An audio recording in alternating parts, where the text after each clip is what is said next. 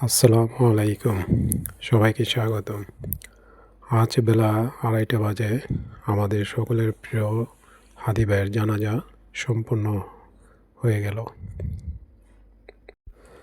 জানাজা শেষে সবাই গন্তব্যস্থানে চলে যাচ্ছেন।